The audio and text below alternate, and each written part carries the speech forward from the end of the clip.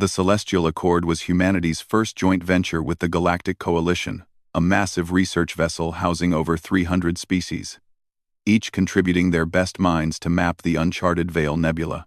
For Saren Holt, a freshly minted xenobiologist barely 3 months out of Earth's academy, it was the opportunity of a lifetime. She'd imagined breakthrough discoveries, profound interspecies collaboration, and maybe, just maybe, not embarrassing herself in front of aliens who'd been traveling the stars since before humans invented the wheel. What she hadn't imagined was the cub. Miro belonged to the Kael Thari, a feline-like species known for their exceptional navigational abilities and their cultural obsession with territorial boundaries. Adult Kael Thari were dignified, almost regal in their bearing. Their cubs, however, were something else entirely. Saren first encountered Miro on her second day aboard. She'd claimed a seat in the observation deck's research corner, a comfortable chair positioned perfectly to view the nebula's swirling crimson clouds while working. The chair had been empty, unclaimed by any visible markings or personal items. She'd even checked the ship's database. Fair game, she'd thought. She was wrong. The cub appeared like a small, indignant storm, barely knee-high, covered in silvery blue fur that seemed to shimmer under the observation deck's lighting.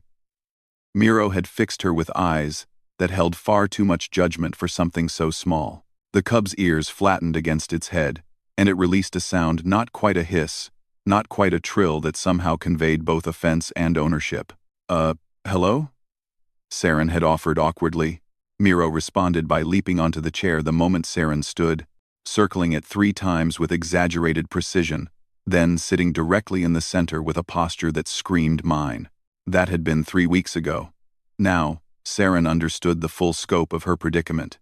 The chair, her chair, she'd thought had become a battleground. Every morning, she'd arrive to find it covered in a fine layer of Miro's fur, strategically distributed in a pattern that the Kael Thari cultural liaison later explained was a scent claim marker. The cub didn't sit in the chair all day. That would be too simple.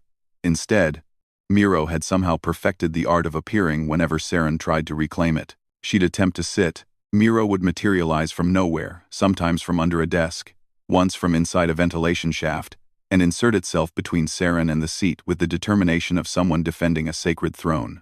"This is ridiculous," Saren muttered one morning, staring down at the small guardian who'd beaten her to the chair again. "It's just a chair, Miro." The cub's tail swished once, a gesture she'd learned, meant "you understand nothing, human." The situation reached critical mass during the weekly department meeting. Dr. Vren, the Kael Thari senior navigator and unfortunately Miro's parent, had brought the cub to the observation deck while the regular nursery was undergoing maintenance. Saren arrived early, determined to finally sit in her chair for an official function. Miro was already there, sitting upright in the center of the seat like a furry, judgmental monarch. "Miro, please," Saren whispered, glancing around as other researchers began filing in. "Not today. I need to sit like a professional adult." The cub's ear twitched. Something that might have been amusement flickered in those large, knowing eyes. That's when Ensign Drax arrived, a Cronin rookie assigned to their research team just that morning.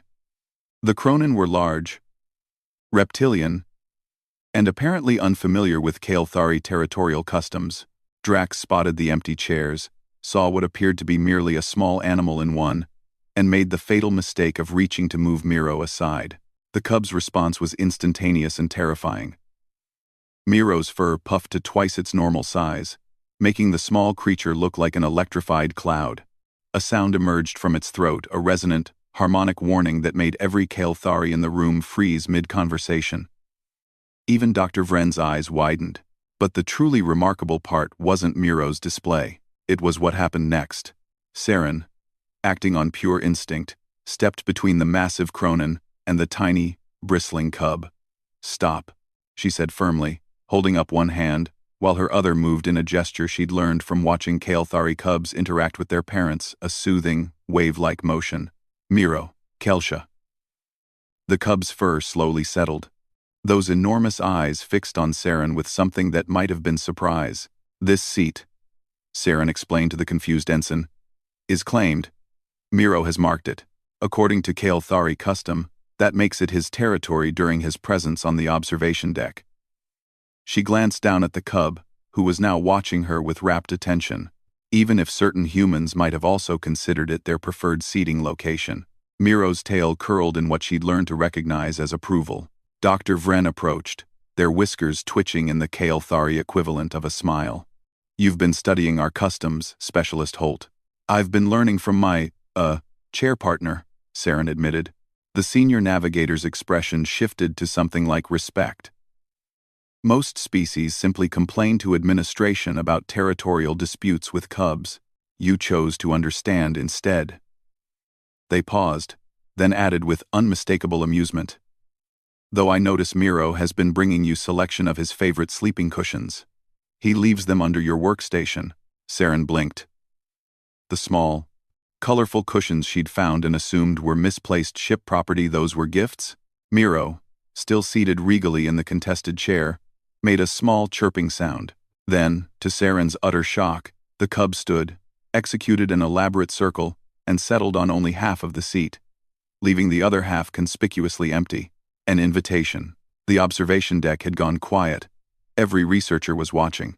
Saren sat down carefully, sharing the chair with a cub who'd spent 3 weeks teaching her about boundaries, respect, and the universal language of persistent, furry territoriality.